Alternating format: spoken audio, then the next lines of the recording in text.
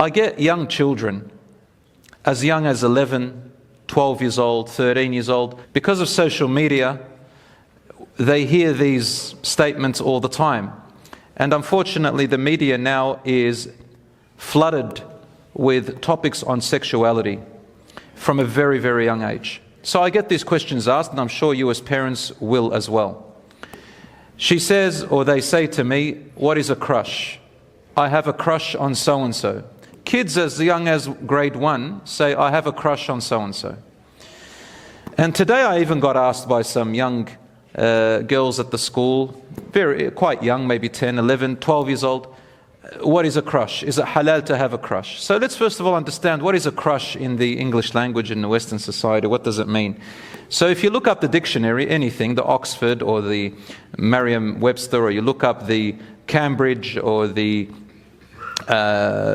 any kind of English dictionary, and you'll find a similar meaning, which means a crush is a strong and intense feeling which makes you think that you like someone, but it is temporary, and usually you like someone who you know is highly unlikely you will ever be with.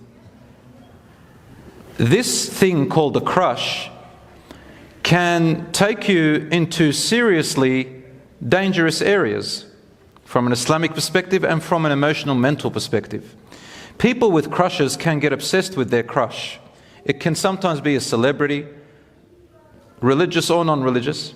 It can be someone at school because they got interested in what they see on social media, let's say a particular hairstyle or a particular look, and they go to school and they see that boy or that girl who looks like that person they saw on social media, and they find that he or she is my crush. Sometimes they have some interests that they find that maybe they have the same as them, and then they say, I've got a crush. This thing can be obsessive, and the person can turn into a stalker. They can follow that person, look at their social media page. They can, every time they're around, they act different, they act weird. Some of them, if they come on a tram or by transport, they'll probably go and deliberately wait outside the school, probably unsupervised, and then wait for the particular tram, particular transportation where they know that crush is going to be on, or they'll wait out school and wag, or they'll do a lot of things that really makes them misbehave just for their crush. It can lead you to obsession. They can stop eating, they can stop drinking, they can stop sleeping if they get too much and follow this desire of a crush. So brothers and sisters, it is a dangerous thing. Crush means it truly will crush you if you follow that desire. However, brothers and sisters, please understand me. Having a crush is just another name of this natural feeling that, especially young people, the younger you are, the more you'll have this. The older you are, the less likely, because you understand life and you have more experience in understanding people, emotions and relationships, and you focus on what really matters. You start to understand life better. But when you're younger, you have a fantasy, you have this imagination that goes through your head. And it makes you feel good. When you have a crush, it gives you those special tingly, they call it butterfly feelings in your stomach. Okay, I'm even sure that some older people have felt that when they got engaged and they had some interest. It's very normal.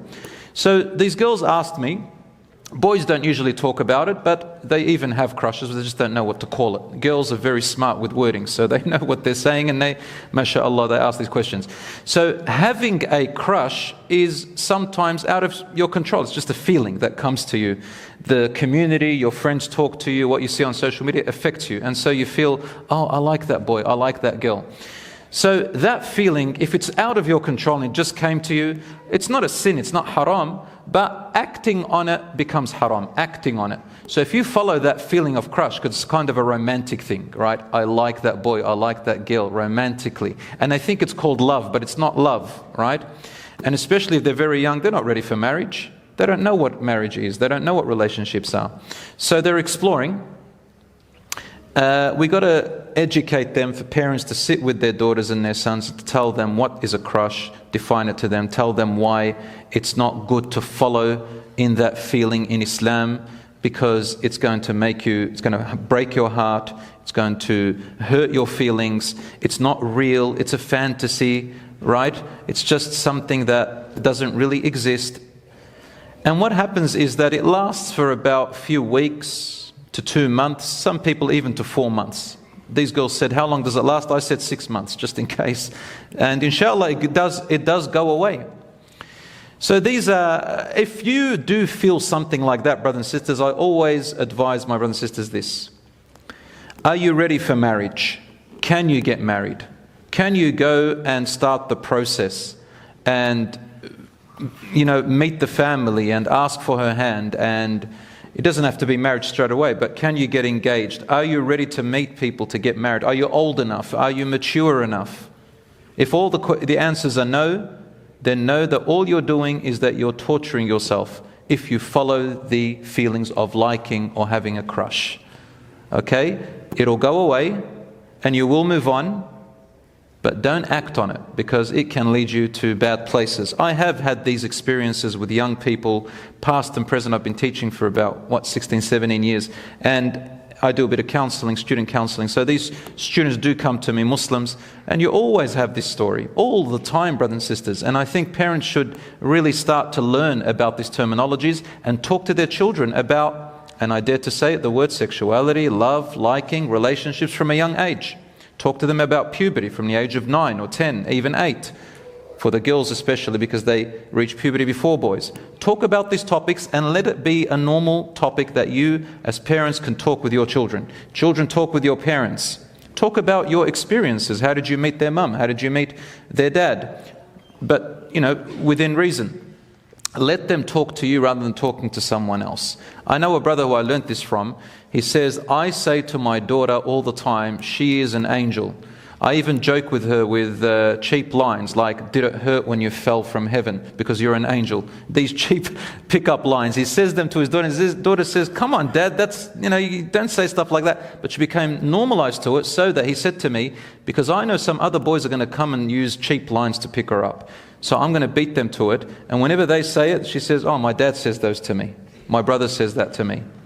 So brothers and sisters, get that used to it so that she doesn't fall for the praise who just want to prey on her. Do you understand what I'm saying? Okay, brothers and sisters.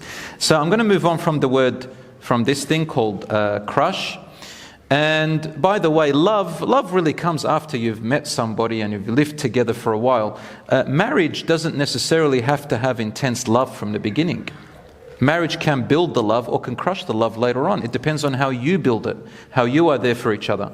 As a man said to Umar ibn al-Khattab, I like this person, I trust him. He says, did you travel with him? Did you stay at his house? Have you done any business trade with him? He said, no. He said, then you don't know him. Don't say you just like him. You just like what you see or what you can imagine he is. So really in marriage you get to know each other more. And you just learn about the important things that you need to know for a marriage. And understand that when you marry someone, you're bringing two families together. Sometimes you're bringing tribes together. Tribes. Some people, Lebanese, Turkish, Somalian, marrying Asian, whatever. Islam allows all these types of marriages and makes no distinction so long as you are compatible and you're good for each other. We bring countries together through marriage. It's not just you and him or you and her. It's not Hollywood where you both hold hands and walk out into the sunset as if the whole world doesn't exist. You have families together. So talk to older people.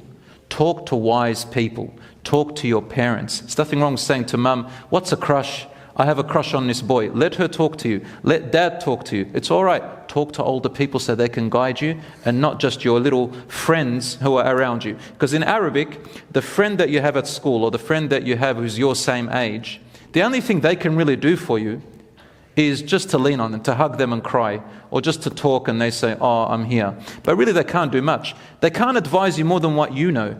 A 13-year-old girl getting advice from another 13-year-old girl, what's she going to know? She only knows what she knows. But getting advice from a mother or an aunt who was older or a teacher or anybody else who's older, like an older sister who can advise you, or a brother or a father, these people can advise you and can guide you in a better way. So always good to have a friend or a family member who's older than you can take advice from. A friend who is at school, who is your age, is called Rafiq. In Arabic, Rafiq means the elbow. Mirfaq comes from mirfaq because Arabic is so particular with names, and there are 8 different types of friends mentioned in the Quran. One of them is Rafiq, and Rafiq is an elbow, which means you can only lean on them. Just share your emotions with them and that's about it. but they can't really solve much for you. Okay, so you need a wali. A wali means someone older who is responsible for you, who's invested in you, like your father, your uncle, your brother. If you have a son, for example, your mother, all these who are invested in you, that what happens to you will affect them. These people can guide you better.